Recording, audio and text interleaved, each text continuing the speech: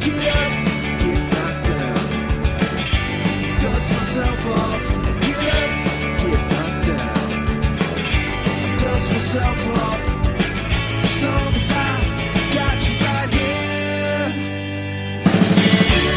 If you can change your outlook, change some of your values, and change your rules, you'll find there's a whole other set of rules out there that are more conducive for people who want to be rich. The story of Rich Dad, Poor Dad is really a story of two different fathers with two different sets of values and completely different sets of advice.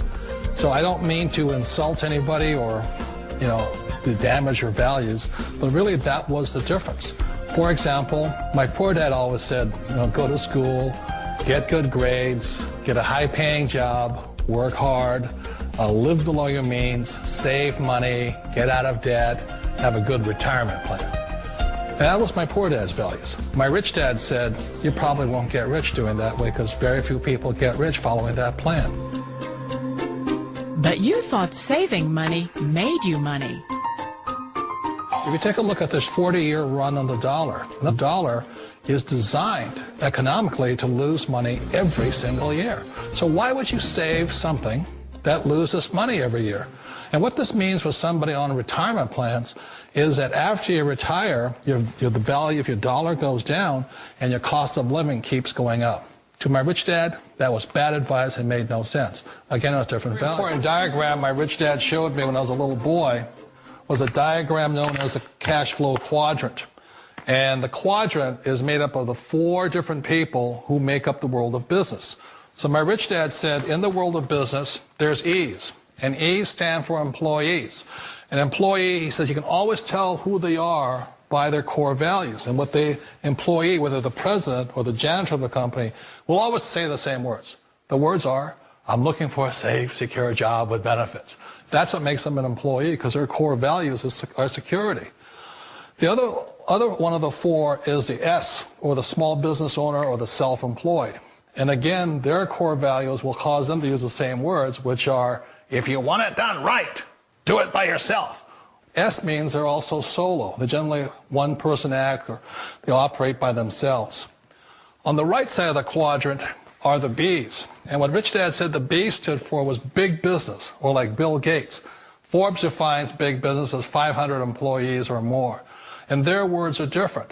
They say, I'm looking for a good system, a good network, and the smartest people I know to help run my business. So they're unlike the S. They don't want to run the company by themselves. They want smart people to run their companies for them. And then the 4th of the quadrant is the I, and I stands for investor. These are people who have money work hard for them. These people are people who have people work hard for them. And these are the people that work hard for the rich here. So early on in my life, it was my poor dad who always said to me, Robert, go to school and get a high-paying job. And so my poor dad's core value was to be an employee. He wanted job security, promotions, a steady paycheck, and all this. And so it was my rich dad who said to me, he says, Robert, if you really want to be rich, learn to build businesses. It made more sense to him to work hard to build a business, something you owned, and something you could pass on for generation to generation to your kids. Whereas my poor dad said work hard, but my rich dad said, why would you work hard for something you'll never own and you can get fired from right away? Again, that was the difference in values. So my rich dad suggested I learn how to be a business owner and learn how to be an investor. And that's one of the big differences. On this side of the quadrant, these people here work for security. They work for money also. On this side over here, their key value that they want is they want freedom. They don't want to have to work at a job anymore. They don't want to have to work for the rest of their lives. So the beauty of building a business and learning how to invest is very simply that this is passive income. You work hard for a few years, but possibly for the rest of your life, income keeps flowing to you. Of all the businesses out there, which type do you choose? One of the reasons I consider a direct selling business a perfect business is very simply because the company will work with you to get the business skills that make you rich. Always remember that it's not money that makes you rich, it's business skills. And that's why it's a perfect business. They'll take as long as you like to get the skills to make the money. And that's a lifetime skill thing. The other part about it is the low startup cost. Where else can you get in for under $500 and get these skills? For people who want to make the shift over to the B quadrant, which is what I would recommend for people, one of the beauties of a network marketing company is that you can do that for a very low price. And that's why I talk to people about considering network marketing. If you're to build a Microsoft, it would take you hundreds of millions of dollars. But a network marketing company allows you to start at a very low rate. They'll be patient with you. They'll take their time to transition over here. And the reason why that time is so important to most people is it takes time to change those values. And the most important thing is once you take the time, let's say it takes 1 year, 2 years, 5 years, whatever time it takes, once you see the value or the core values of this side and this side, you're unstoppable. Today, I would never go back and get a job. Why should I? I'd rather stay on this side, build companies, pay less taxes, and make more money. But the key is a person needs to change the values from my poor dad to the values of my rich dad. And that's one of the beauties of network marketing companies. They allow you the time, and at very low cost, they'll work with you to make that transition over there. The number one asset a person can build is build a business. That is the smartest thing you can do. Years ago, I decided not to follow the corporate ladder simply because, again, it was values. My poor dad always said, go to school and get a high-paying job with the government or a big corporation.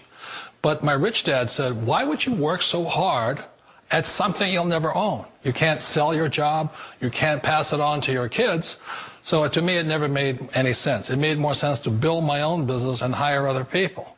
The other reason is that you really don't have much control if you're in the corporate ladder world. For example, you can get fired at any time. Or today we have what's called M&As, or mergers and acquisitions, where another company buys another company. So you could be a great employee, but the company that buys your company just fires you. Wait a minute. This sounds too good to be true. Like one of those get-rich-quick schemes.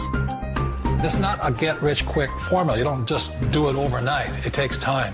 I still remember the first time I made that transition was back in 1978 when I fully quit my job and I had to depend upon my company that I was building to support me. So I understand the fear.